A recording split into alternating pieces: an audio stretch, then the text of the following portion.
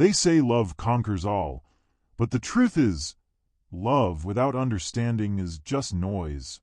Most marriages don't fail because of a lack of love.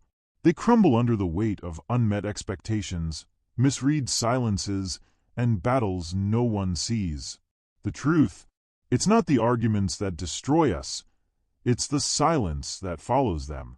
It's the distance that grows when we stop trying to understand each other. This story isn't about a perfect couple. It's about two flawed people who chose patience over pride and listening over leaving. It's about how understanding, not time, saved their marriage. It started with a look, not a loving one, but a tired glance that said, "I don't know how to talk to you anymore." They were still sleeping in the same bed, but the space between them had grown cold. Conversations were replaced with routines. The warmth was gone, replaced by polite detachment. He thought she was overreacting. She thought he didn't care. Neither realized they were both drowning in silence, too proud to ask for help, too hurt to reach across the bed. That's the thing about emotional distance. It doesn't scream, it whispers. When things break, we rush to fix them. But not with people. With people we wait. We hope it fixes itself. We get defensive instead of curious. Instead of asking, "What hurt you?" we say, "That's not what I meant." We defend our intentions and ignore their emotions. That was their cycle. Pain, misunderstanding, silence. Over and over. Until one day, she didn't cry. She just stared at the wall and whispered, "I can't do this anymore." And for the first time, he heard her. Not her words, but her heart. He sat in his car that night, engine off, phone in hand, rereading every message they ever sent. Back when things were new. When "I miss you" came without fear. And for the first time in years, he asked himself, "When did I stop trying?" That question hit deeper than any argument. It wasn't about blame anymore. It was about ownership, about realizing that silence is also a choice, and that love, without effort, slowly becomes memory. She wasn't asking for perfection, just presence, not grand gestures, just consistency. But somewhere along the line, he confused comfort with commitment. He thought staying meant he was loving. But she needed more than physical presence. She needed emotional investment, attention, validation, and he realized loving someone silently isn't noble, it's lonely. And if you don't express love in the way they understand, it's as good as not loving at all. He came home early one evening, not with flowers, but with a question. "Can we talk?" Not the kind that starts a fight, but the kind that opens a door. She hesitated, but she nodded. And for once he didn't explain, he listened. Not to reply, but to understand. It wasn't a grand moment. It was quiet, but something shifted. Because the first step to healing isn't fixing, it's acknowledging the wound. And sometimes, the bravest thing you can say in a broken home is, "I want to understand you." She spoke. And for the first time, he didn't interrupt. She talked about the loneliness in a shared home, the weight of pretending everything was okay. She cried, not because she was weak, but because she was tired of being strong alone. And in her tears, he saw all the moments he missed, all the cues he ignored. Listening isn't about hearing words, it's about hearing pain, hearing needs left unmet. That night, he didn't offer solutions. He offered silence. And in that silence, she felt heard. They didn't fix everything in one night. In fact, some days were worse than others. But every time pride said, "Walk away," patience whispered, "Stay a little longer." They stopped trying to win arguments and started trying to understand pain. It wasn't easy. Sometimes growth feels like failure. But they kept choosing each other, not because it was convenient, but because they remembered why they started. And every small moment of effort added up to something they hadn't felt in years. They used to think love was passion, fire, sparks. But now they know. Love is checking in even when you're tired. It's remembering how they like their coffee. It's doing the boring things without resentment. It's building safety in silence. They stopped chasing butterflies and started building a nest. Because real love isn't about the high. It's about staying grounded when the winds come. It's not loud, but it's lasting. Months later, she laughed at his joke, and it wasn't forced. He noticed and smiled. Because healing doesn't arrive like a sunrise. It sneaks in moment by moment. One honest conversation. One shared silence. One genuine smile. That day, they didn't talk about what went wrong. They just lived what felt right. Sometimes, love doesn't need new promises.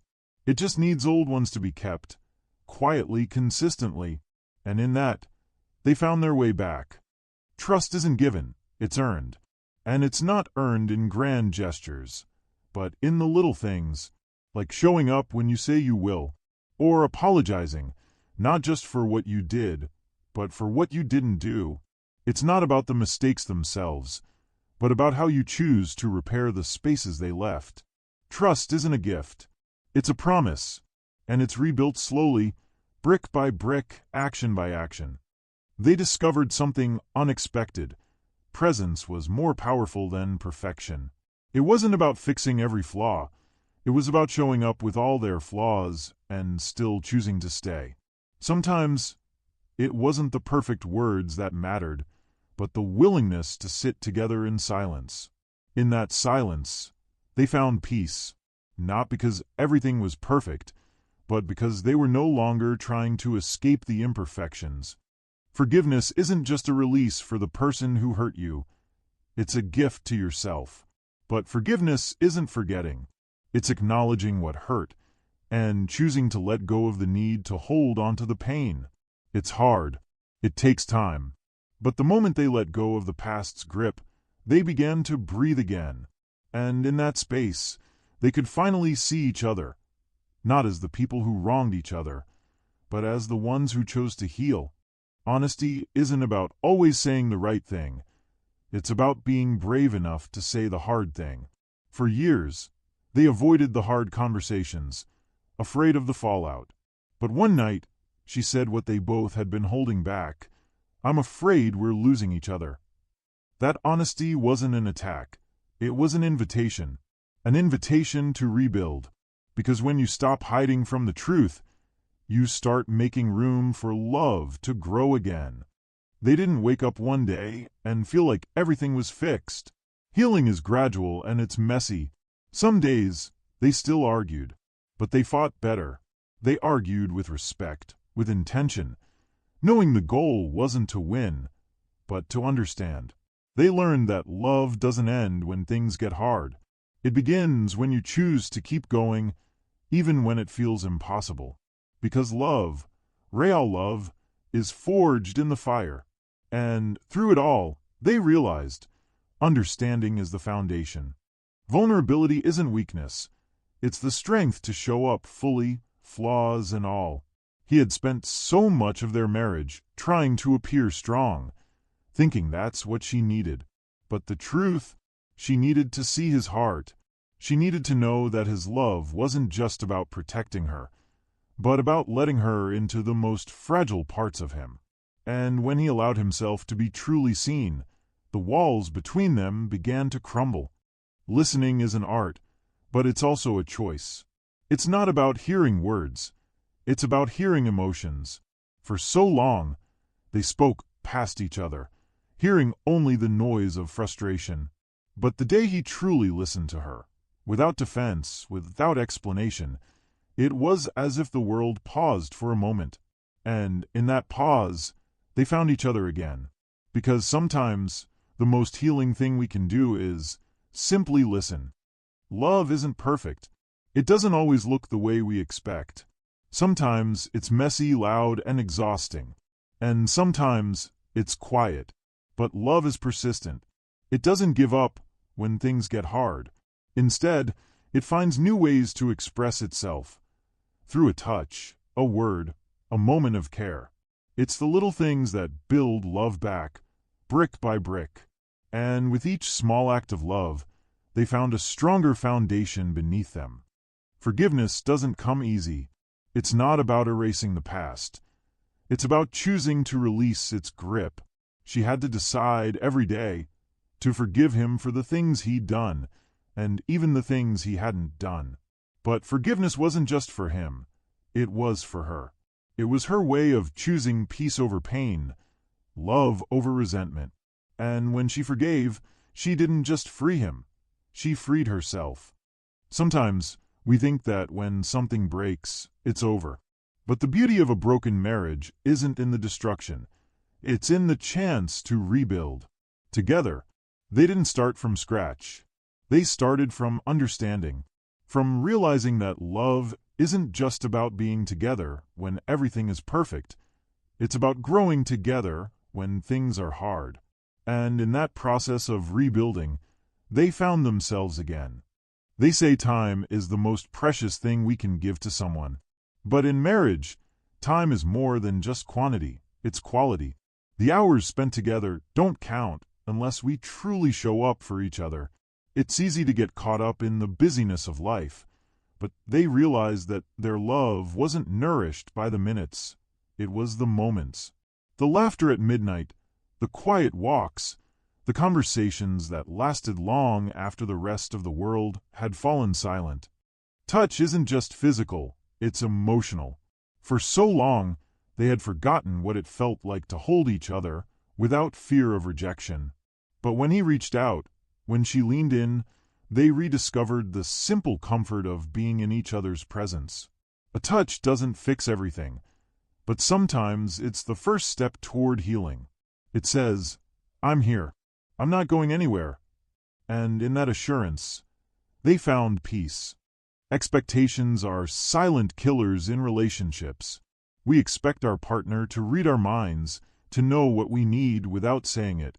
But the truth is they can't, and neither can we.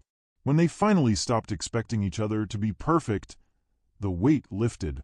They learned that love wasn't about fulfilling unmet desires.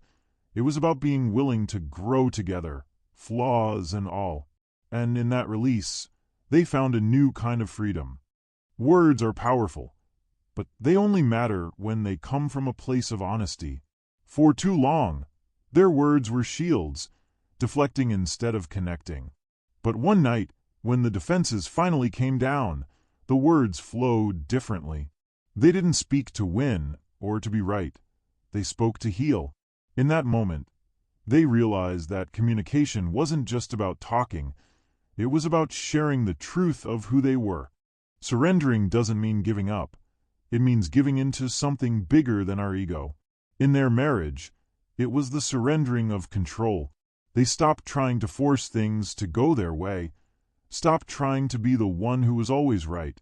Instead, they chose to trust the process, to trust each other. And in that surrender, they found a deeper love, a love that didn't depend on their efforts to control, but on their willingness to grow together. Big gestures are nice, but it's the small, everyday acts of kindness that build love over time. He started making her coffee in the mornings, not because he had to, but because he wanted to. She began to leave notes in his pockets, reminding him he was loved. It wasn't the grand declarations, but the quiet, consistent effort that made all the difference. In the end, love isn't built in moments. It's built in hours. Pain is a strange teacher. It doesn't seem like it at first. It feels unfair, unkind. But it is through pain that we grow the most. Their relationship wasn't saved by the easy moments.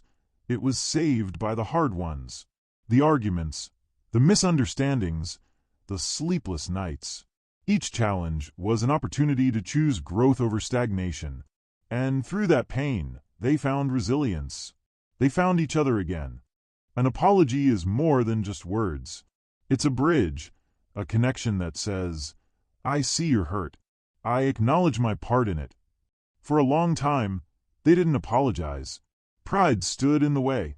But when they did finally say, "I'm sorry," it wasn't a weakness, it was strength. It wasn't just a moment of vulnerability. It was a chance to rebuild trust. And with each apology, They repaired the cracks in their foundation. Sometimes we complicate things, thinking that love needs to be extraordinary to be meaningful.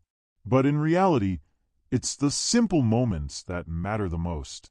A walk in the park, a shared meal, a quiet evening at home. Love doesn't need fireworks to be real. It needs presence. And in those moments of simplicity, they realized that they didn't need grand gestures. They just needed each other. They learned that love isn't about never falling. It's about getting up when you do. And every new day was a chance to start again. Their marriage wasn't a fairy tale. It was real, messy, and sometimes painful. But it was theirs. And with every day they chose to rebuild, they gave themselves the greatest gift of all, the gift of a fresh start. Not just as a couple, but as individuals, ready to grow, ready to love again. Marriage isn't about perfection. It's about embracing the mess, learning to love the imperfections that make each person unique. There were days when everything felt out of control, when emotions ran high and frustrations boiled over. But they learned to embrace those moments, to let them teach them how to communicate better, how to love more deeply. Perfection wasn't the goal. Growth was. Sacrifice isn't about giving up everything for the other person. It's about finding balance. It's about knowing when to put your partner's needs above your own, and when to take a step back to focus on yourself. Over time, they learned that real love involves sacrifice, but not the kind that drains you, the kind that strengthens both of you, that deepens your bond. Forgiveness isn't easy. It's not a single moment. It's a choice you make every day. There were times they hurt each other deeply, unintentionally or not. But in those moments, they didn't give up. They forgave, not for the other person, but for themselves. Because holding on to pain only keeps you stuck. And when they chose to forgive, they found freedom, freedom to move forward. Life throws so many challenges our way, but there's a peace in knowing that no matter what happens outside, you have a safe place to return to. In marriage, that safe place is each other. They became each other's shelter from the storm. When the world felt too heavy, they had each other's arms to hold on to.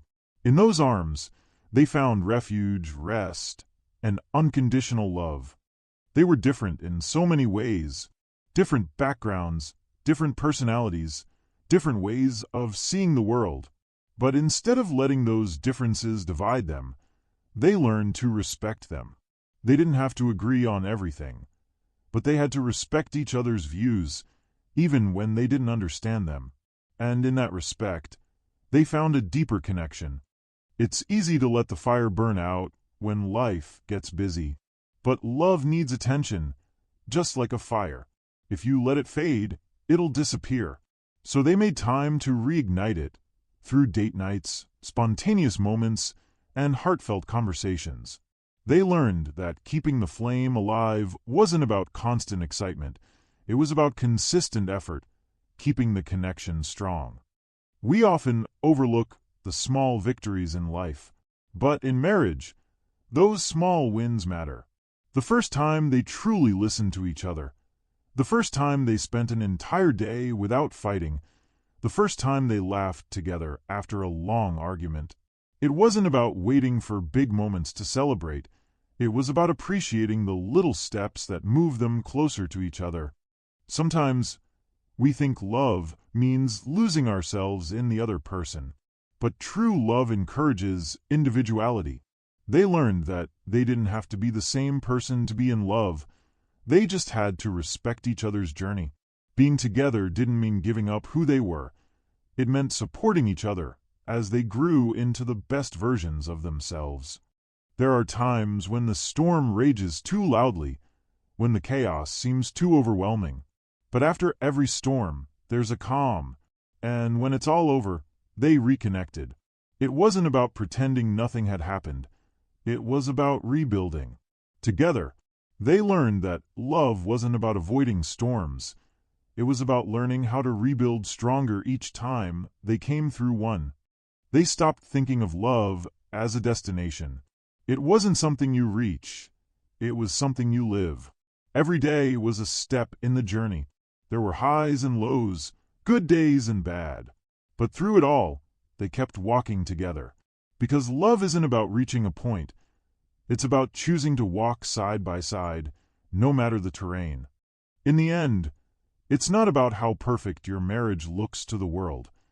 It's about how deeply you've understood each other, how patient you've been with one another, and how committed you are to growing together. The journey is never easy, but it's worth it. Every step, every lesson.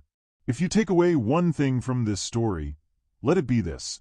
True love is about connection, understanding, and never giving up on the person beside you. The question now is, are you ready to invest in your own love story? If you found these lessons valuable, don't forget to subscribe to Billion X for more transformative content. We're here to help you think deeper, grow stronger, and live a life of purpose.